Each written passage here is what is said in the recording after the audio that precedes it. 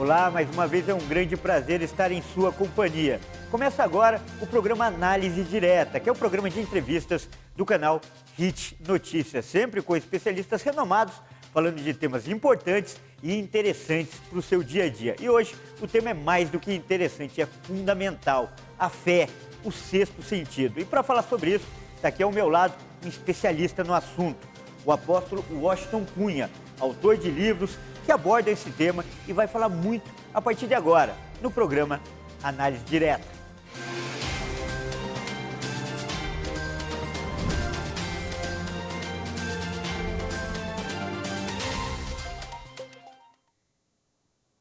E nós estamos de volta ao estúdio da Hit TV em São Paulo, onde acontece o programa Análise Direta, um programa de entrevistas do canal Hit Notícias, que é transmitido para todo o Brasil pelo canal Hit Notícias e mais 191 países pelo canal 1 Europa.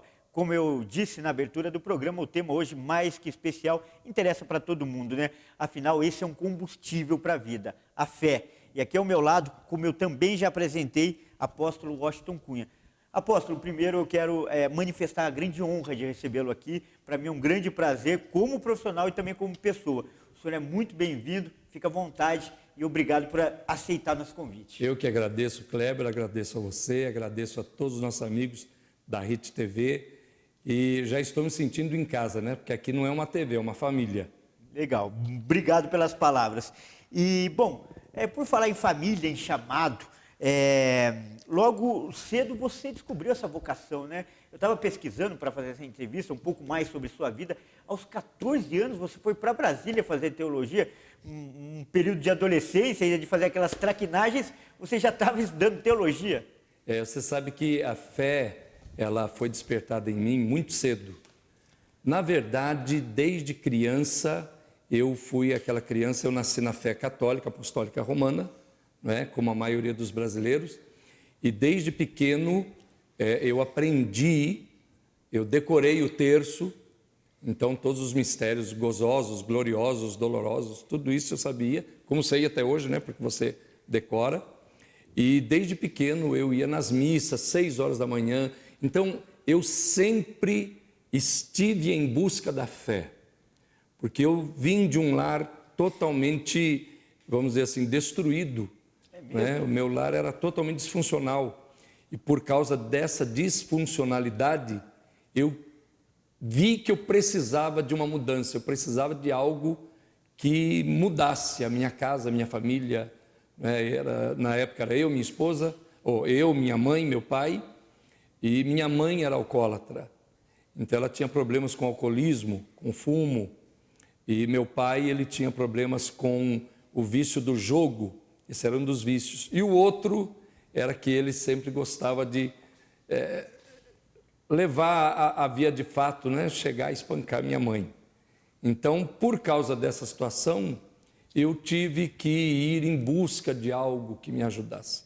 Então, é lógico que eu não fui só em busca de Deus.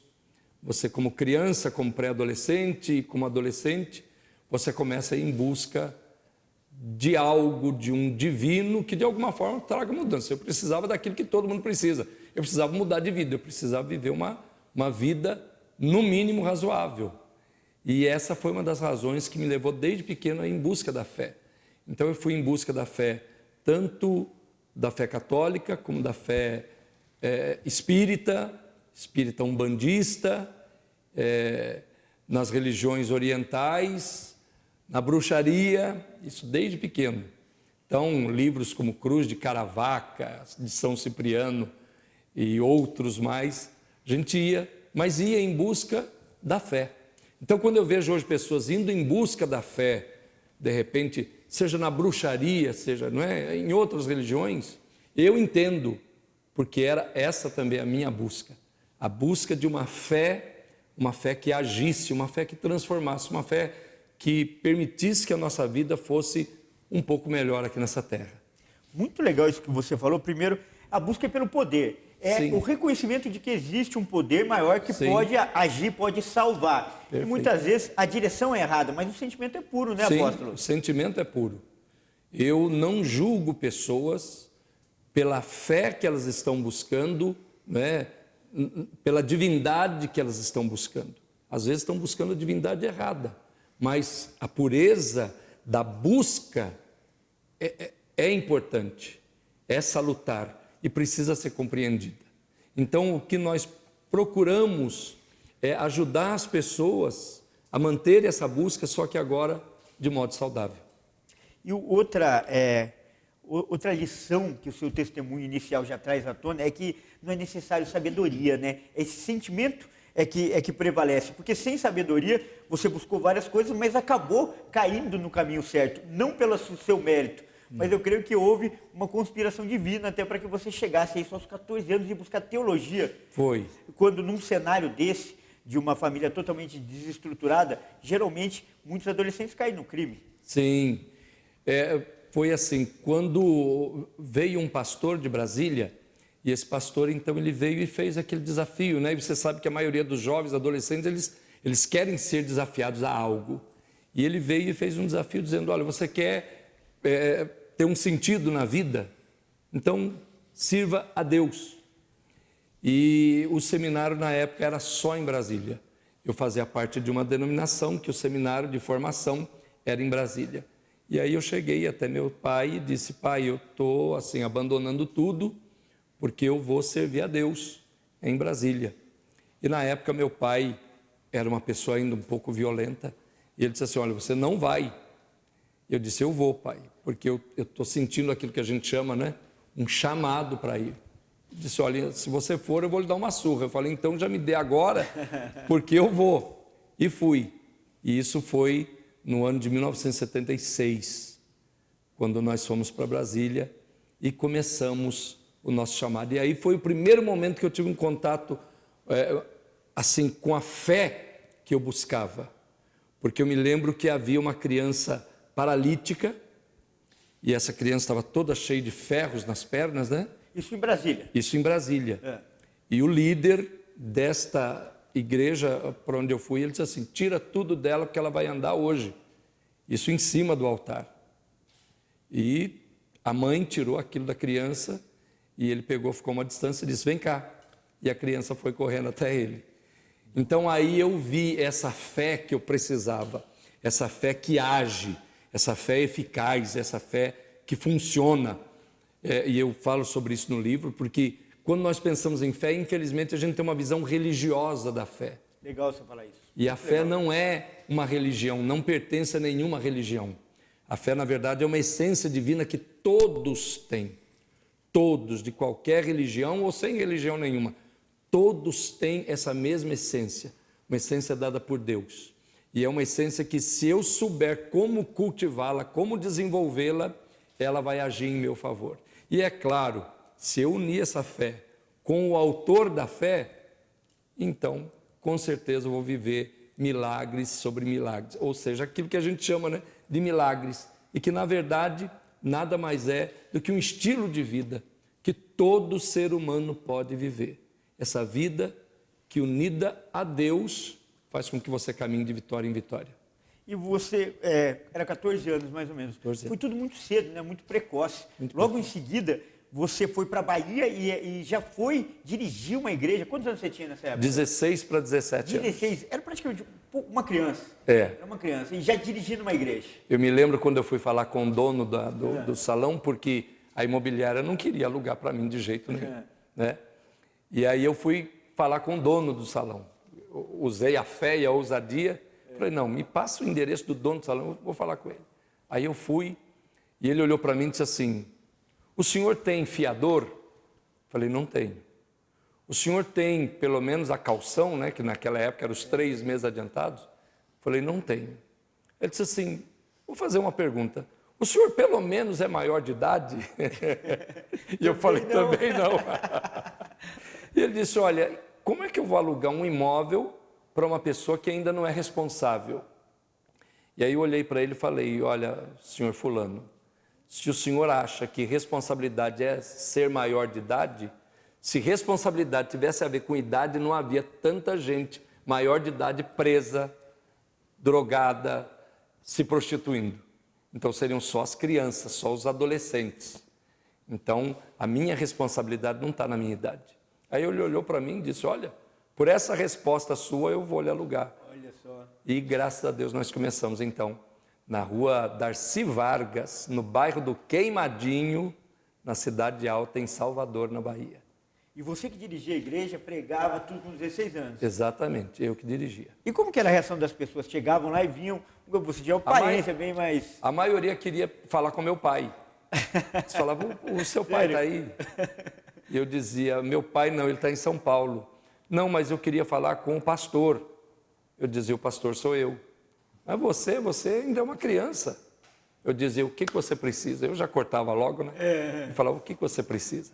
E aí foi assim que nós começamos. Agora, aplicando essa história para o assunto inicial, que era a fé, é um pouquinho, tinha muito, e o que moveu você, justamente aquela fé que a Bíblia diz como o primeiro amor, um adolescente cheio de energia, aquela fé saudável que as pessoas têm quando conhecem um caminho, quando conhecem a religião? Sim, de primeiro momento foi aquela fé motivacional, que é algo também que eu aprendi a trabalhar com ela.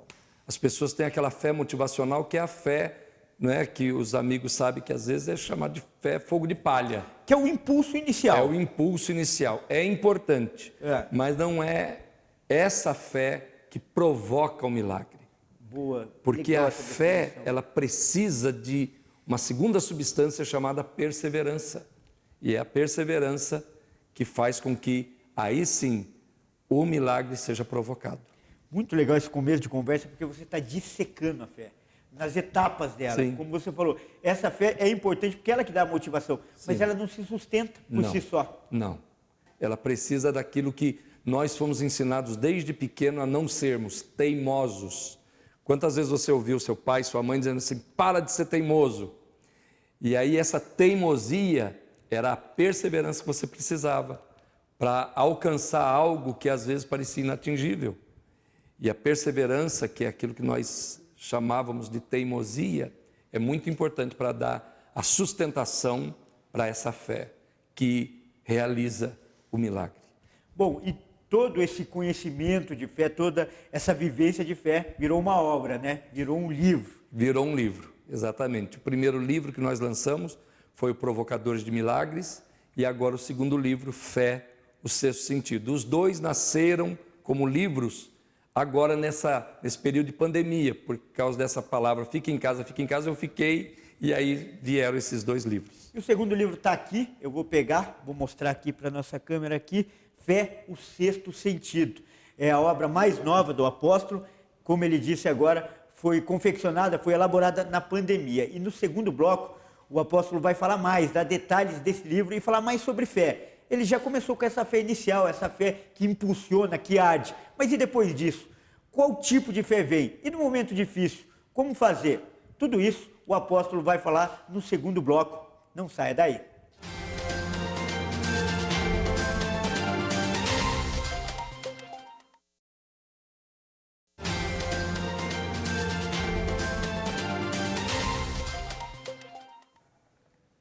Nós estamos de volta ao estúdio da Hit TV em São Paulo, onde acontece agora o segundo bloco do programa Análise Direta, o programa de entrevistas do canal Hit Notícias. Hoje o tema é a fé, o sexto sentido.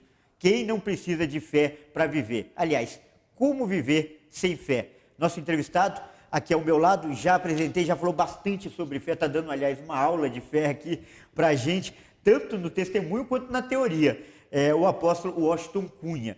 E no final do bloco anterior eu cheguei a pegar, mostrar e vou mostrar de novo esse livro aqui, como eu disse, Fé, o Sexto Sentido, que é o livro mais novo do apóstolo Washington Cunha. E ele fala aqui um pouquinho da história da vida dele, principalmente da fé.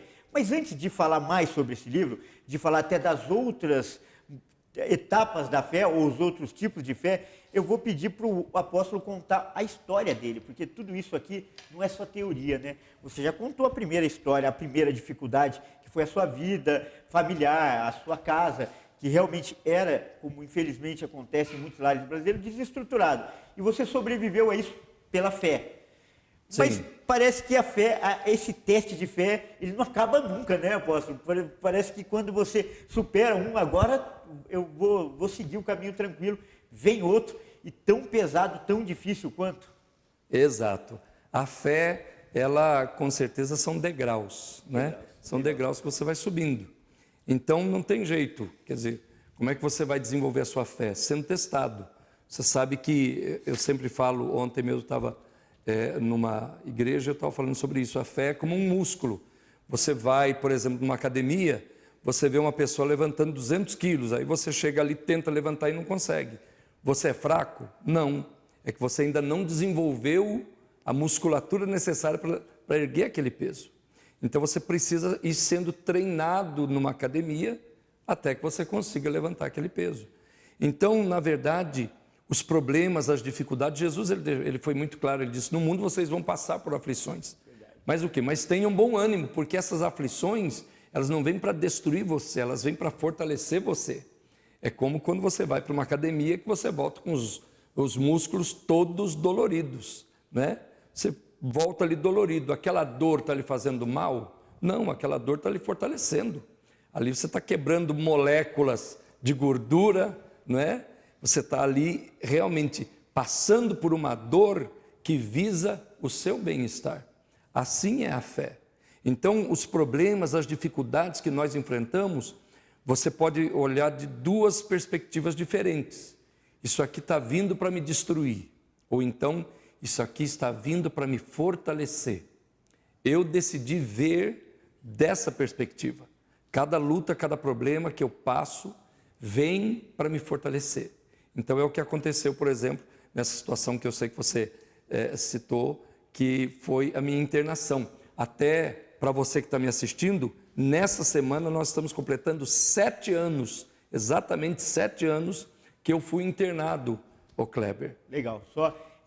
Eu ouvi esse testemunho em uma igreja e ele me motivou até a convidar o apóstolo para vir aqui e, né, dividir com vocês essa experiência. Foi um tumor, né? Queria que o senhor agora explicasse detalhadamente para os nossos telespectadores. Exatamente. Eu sou pastor, né? E aí quando eu terminei um culto, fui para casa. Quando chego em casa, vou dormir, acordo com a minha esposa tirando a minha calça do pijama. E eu, sem entender, ela disse assim, olha, eu estou tirando sua calça porque você teve uma convulsão enquanto você dormia. E eu sentindo aquela dor na língua, né? Porque eu mordi a língua. E aí eu, sem entender, de repente começam a entrar os paramédicos e perguntando quantos dedos tem aqui, qual é seu nome, sabe a sua idade, quantos filhos você tem. E eu, olhando aquilo, respondi, e eles disseram, você sabe que você está morrendo? Eu falei, não. Fui levado para o hospital, então tirei as radiografias, aí eu mostrei até, né, aquela imagem da radiografia. Quando o médico chega para mim, meu neurocirurgião disse assim, olha, você está morrendo, você pode morrer a qualquer instante, porque você tem um tumor no cérebro, esse tumor tem aproximadamente 7 centímetros por 4. Só para a gente aumentar a dramaticidade dessa história, foi desse jeito, você está morrendo. Não teve alívio, não teve jeitinho. Não. Foi direto, você está morrendo, foi uma sentença. Foi uma sentença. Então o médico disse o seguinte, olha, eu vou fazer a cirurgia, vou ser bem claro com o senhor tem 1% de chance, eu estou sendo bom ainda de dizer que o senhor tem 1% de chance de sobreviver na mesa de cirurgia. Se o senhor sobreviver, o senhor pode ficar ou vegetando, ou cego dos 2 olhos, ou surdo dos 2 ouvidos, ou com um lado todo paralisado. Eu vou ter que abrir o seu crânio, porque não vai ser possível tirar apenas perfurando. Então eu tive que ter o meu crânio aberto, porque o tumor era muito grande. Legal, eu quero fazer uma pausa aí, porque você descreveu uma situação muito dramática. Não é qualquer situação da vida, é uma situação de risco. Na melhor das hipóteses, você ia ficar ou cego, ou surdo, ou vegetando, ou paralisado. Exato. E na pior das hipóteses, você morreria. Exato. O que passou na sua cabeça nesse momento? Imediatamente eu olhei para o médico e disse para ele, doutor, se eu tiver que passar por essa cirurgia, porque eu creio que Deus pode tirar esse tumor antes da cirurgia. E aí ele olhou para mim e disse assim, se isso acontecer, eu coloco você na capa da revista Science, não é? E eu disse, porém eu posso ter que passar pela cirurgia, mas se eu passar pela cirurgia, o senhor pode ter certeza que da forma que o senhor está me vendo agora, o senhor vai me ver depois da cirurgia. Então, o que eu fiz naquele momento, Kleber? E que isso é importante você entender. Exatamente. Quando eu recebi um diagnóstico como esse, eu tinha duas perspectivas a tomar. Aceitar o diagnóstico, que é o que a maioria das pessoas faz.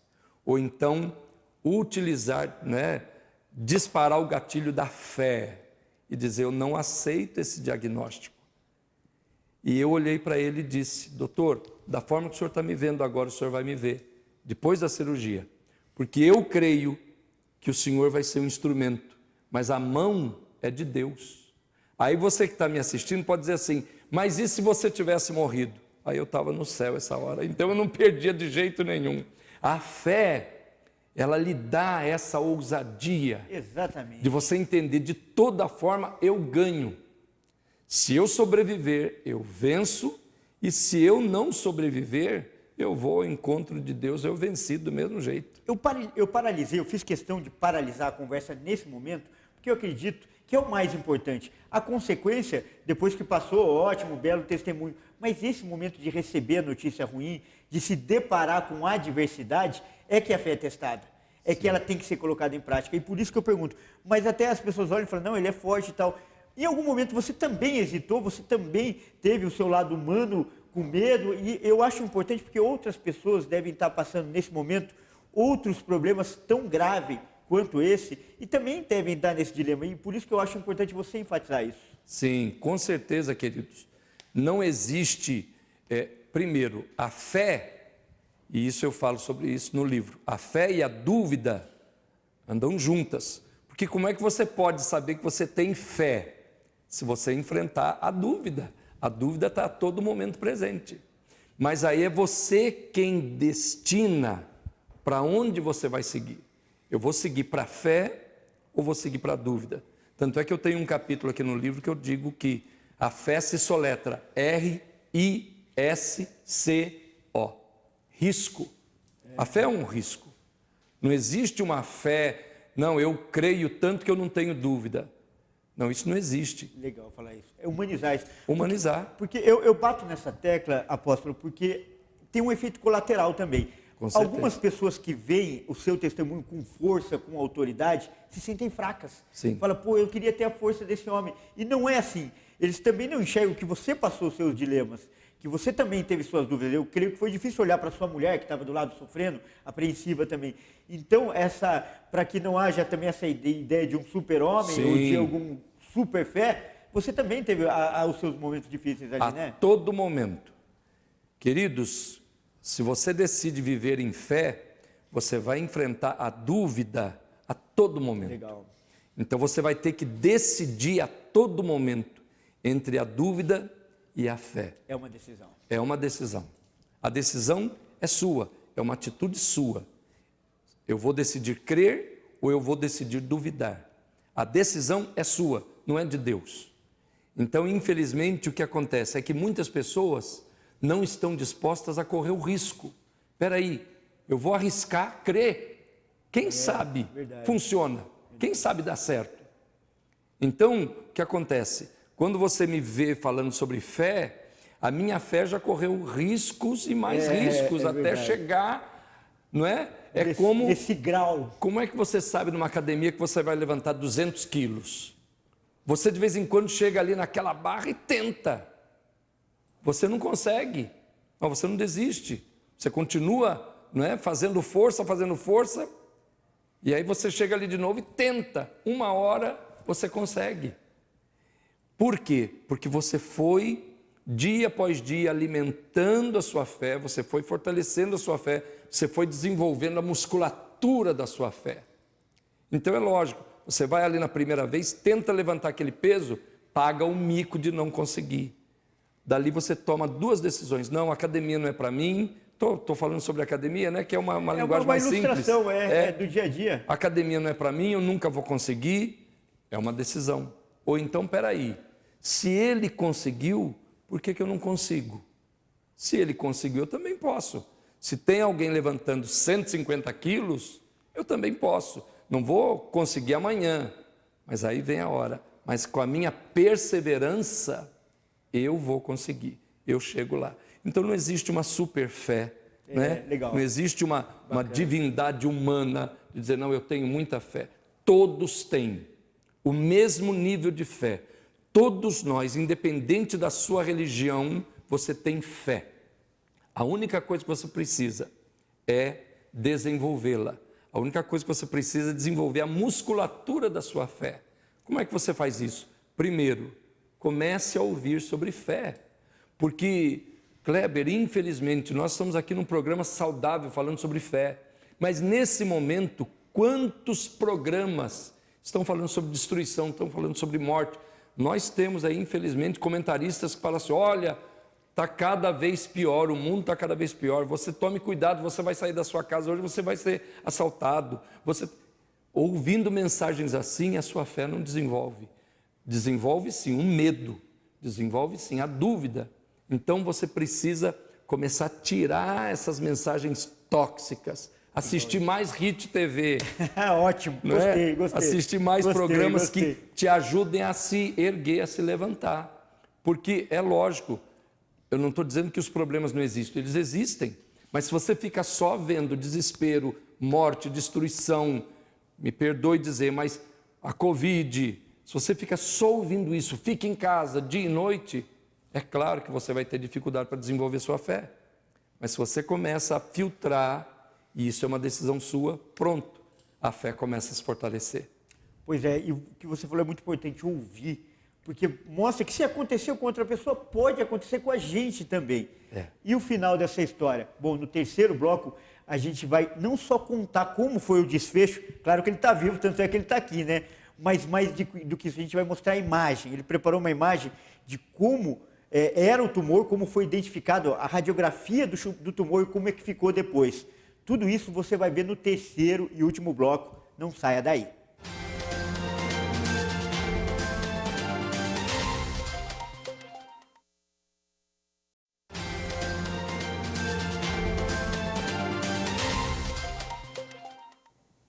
Nós estamos de volta com o terceiro e último bloco do programa Análise Direta, o programa de entrevistas do canal Hit Notícias, que hoje, apóstolo, não é média nem jogar confete, mas está fervendo esse programa, está ardendo. Falar de fé, ela requer esse sentimento. Não dá para ficar apático, não dá para ficar indiferente. Ou se toma a decisão, mesmo com dúvidas, com percalços, com insegurança, ou não se toma, né? Então, sim, eu acho que só da gente comentar o assunto, parece que a coisa transborda, a coisa vivifica dentro da gente, né, apóstolo? É verdade. E a fé é algo, agora há pouco mesmo eu estava conversando com você nos bastidores, né? É algo que a gente pratica, procura praticar todos os dias. Não tem como.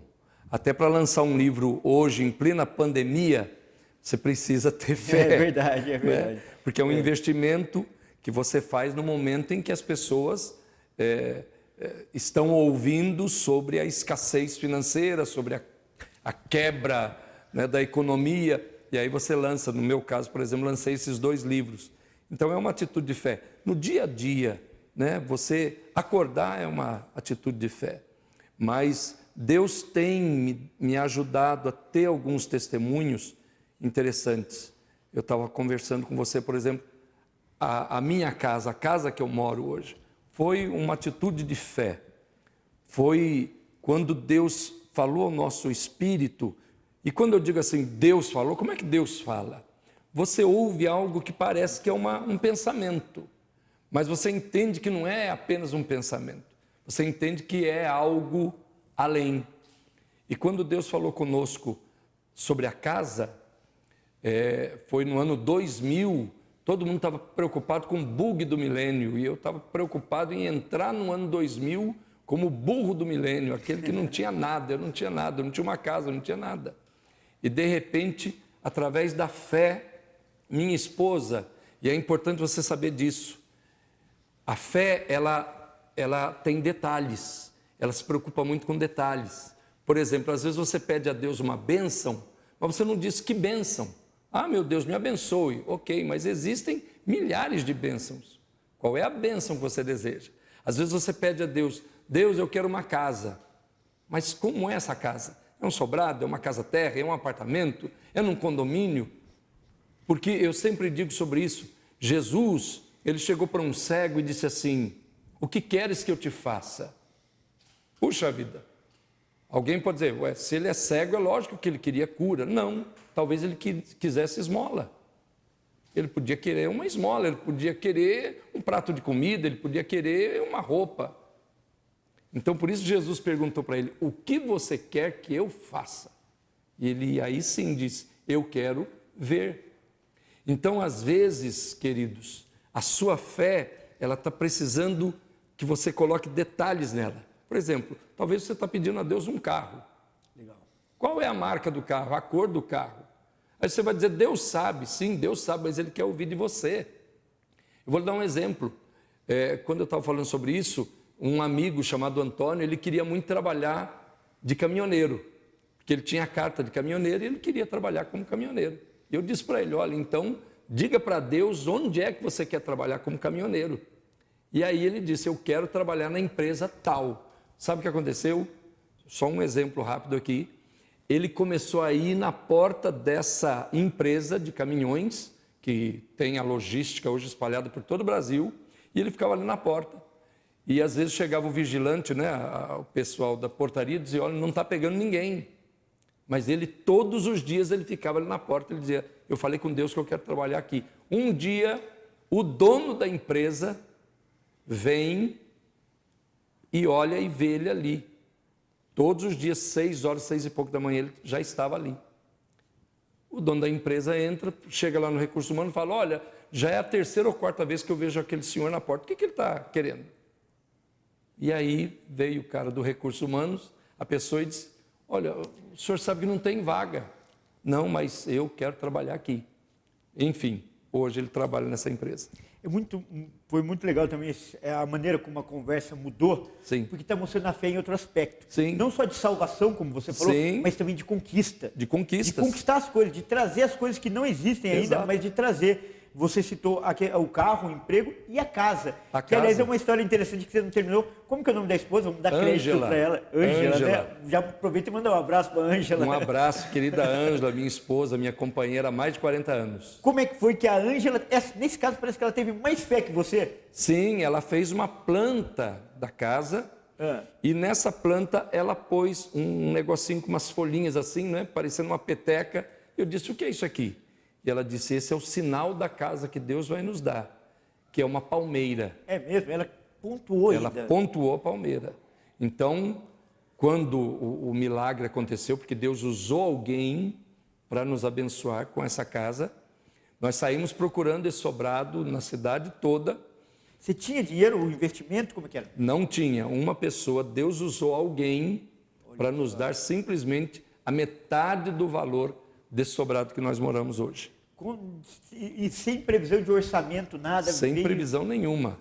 E uma pessoa que não era uma pessoa do meu convívio, não era uma pessoa amiga. Que era de se esperar que ajudasse. Não, era alguém improvável. Improvável, essa Improvável. é a palavra. É. Então Deus usou uma pessoa improvável para nos abençoar com essa casa que nós moramos hoje. Mas minha esposa fez a planta.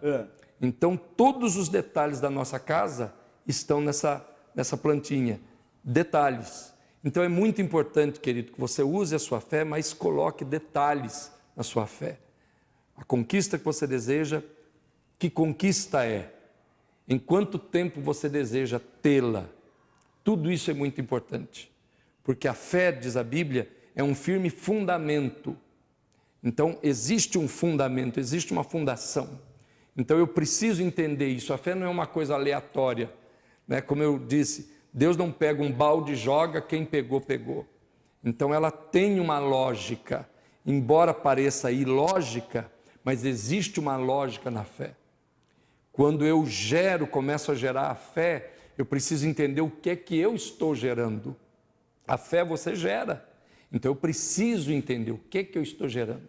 Assim tem sido feito na nossa vida. Hoje nós temos essa casa, que foi o último sobrado que nós fomos procurar. O que é que ele tinha logo na entrada do sobrado, Kleber? A palmeira. A palmeira, o símbolo que ela pontuou. Exatamente, o que ela pontuou estava ali. Então, essa fé de detalhes, ela é muito forte, ela é muito importante. Então, eu convido você a colocar detalhes na sua oração. Quando você vai fazer a sua oração, Coloque detalhes na sua oração. Isso vai lhe ajudar muito a identificar o momento em que a bênção de Deus vai se manifestar na sua vida.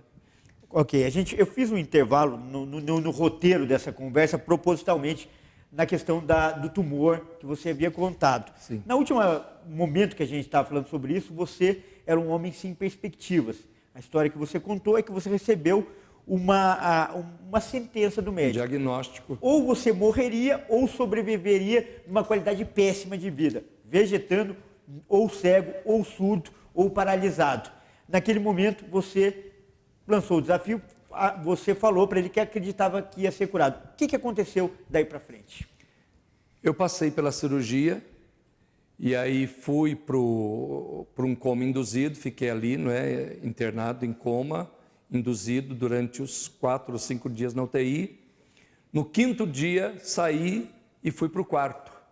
Aí o doutor chegou e disse assim, olha, realmente a cirurgia correu maravilhosamente bem, mas o senhor vai ter que ficar aqui praticamente mais 1 mês. E eu olhei e falei, mas por quê? Foi quando ele me disse, o senhor também pegou uma infecção hospitalar. Então veja que hoje eu conversando com os médicos, porque todos eles se tornaram meus amigos, e a maioria deles diz o seguinte, olha, primeiro nós achávamos que o senhor não ia sobreviver à cirurgia de jeito nenhum. E aí quando o senhor pegou a infecção hospitalar na UTI, aí nós vimos, não, esse aí morreu. Prepara o caixão porque ele já foi. Porém, quando o médico me disse isso, eu olhei para ele e falei, olha, fique tranquilo, ok, eu fico uns 20 e tantos dias aqui, vou sair daqui saudável. Então, essa fé fez com que eu me tornasse útil dentro do hospital. Porque aí no 2º dia que eu estava no quarto, eu estava falando com Deus, dizendo, Deus, eu vou ficar aqui quase 1 mês no quarto. E Deus então falou ao meu espírito, que é aquilo que eu disse, é aquela voz que fala dentro de você. Deus disse assim, por que você tem que ficar no quarto? Comece a exercer a fé. E aí ele falou ao meu coração, quando eu chamei Moisés, Moisés tinha um cajado na mão. Você tem o suporte, que era o suporte do medicamento. Do soro, do medicamento. Do medicamento, do soro. Ele disse, usa como o teu cajado e vai e começa a visitar as pessoas.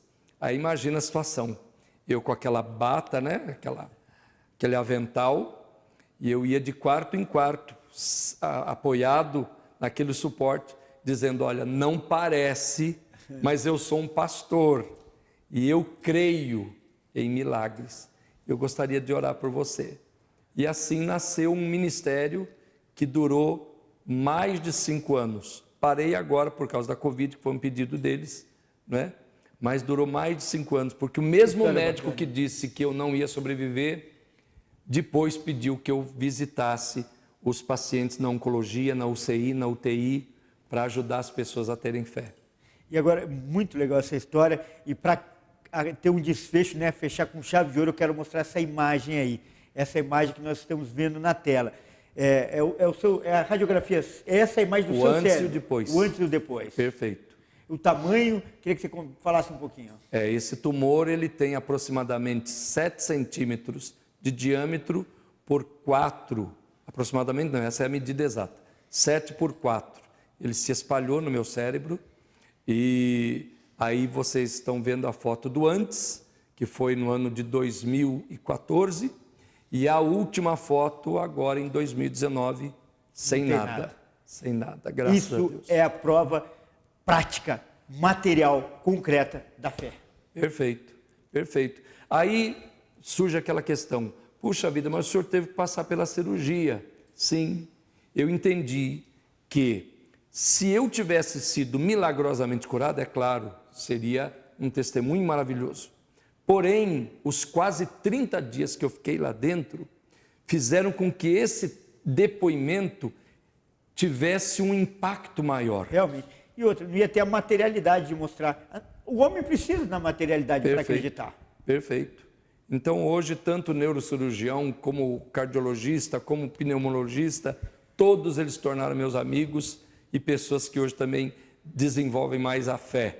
Tanto é que o meu neurocirurgião, ele teve um casal de gêmeos, agora alguns meses atrás, e pedir orações pelas suas gêmeas. Apóstolo, infelizmente o programa está chegando ao final, voou.